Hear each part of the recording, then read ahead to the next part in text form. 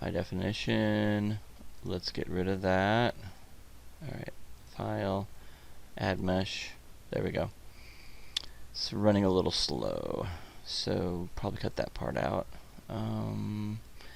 We want to go, let's browse a little higher up on the chain. Let's find my hard drive here. There we go. And my objects. And here is my stop sign high poly, stop high. Open that up. So you load your high poly there. Okay. And then you click on low poly. And again, if you have something in there, you can just right click over and go remove mesh from list.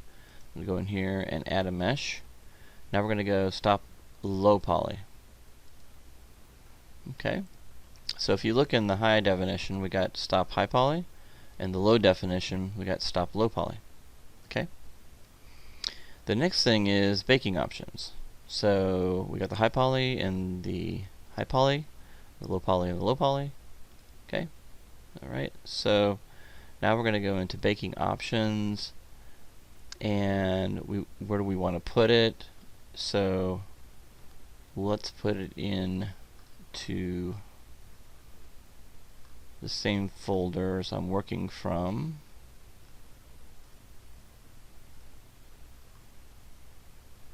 Exercise 4, and I want to put it in the source images folder.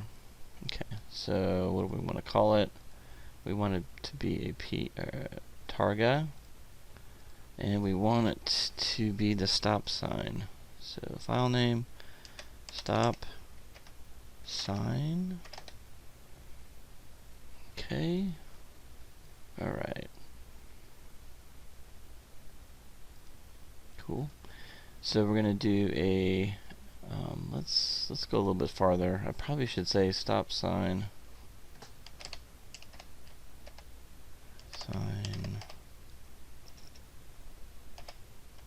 normal. So stop sign normal. There we go. Okay, bucket render is basically, do you have a CUDA cores, bucket render? I would just stick with bucket render right now. But if you have a really nice NVIDIA card, you probably have CUDA cores, so you could click on that. That's what I have, so it should run a little faster. Anti-aliasing, let's see here. Let's click on normal map first of all. Anti-aliasing should be really high on that. And we'll do the CUDA. Well, actually, if I do that, it wants to go one time, so let's do the default and go 4. So let's just select the default bucket renderer and click on normal map, 4096 by 4096. You need to put that in if you don't see it. I was using this before. Edge padding 16. I don't really change that much, but we have normal map on, and so let's go ahead and generate maps. Let's do one map at a time. So I got normal map and ambient occlusion map, so I'm going to turn the ambient occlusion off. Okay, there we go. We're just going to do a normal map and generate map.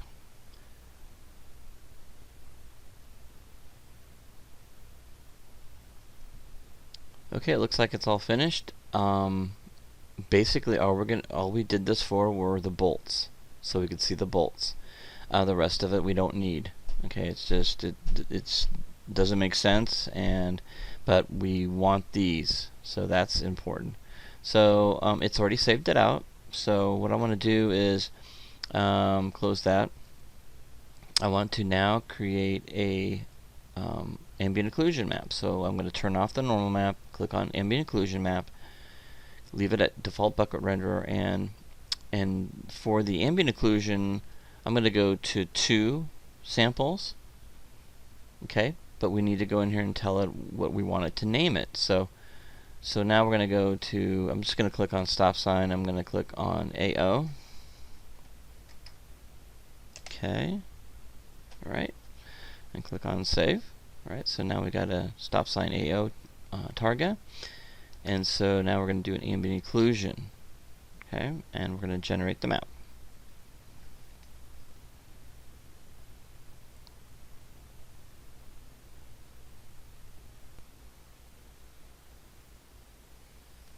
Okay, it looks like the ambient occlusion map is finished. It tells you how long it took to actually generate the map. So this actually took quite a while. It's 4096 by 4096. I'm saving it to my flash drive, which is probably the worst thing you can do because it actually takes a long time to write maps to your flash drive.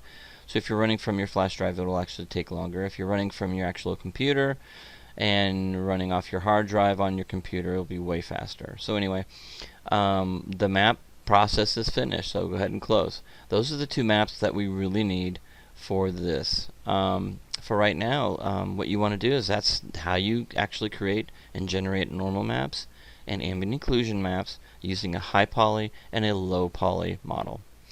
The next step is to bring in base maps and start texturing. Alright, until next time.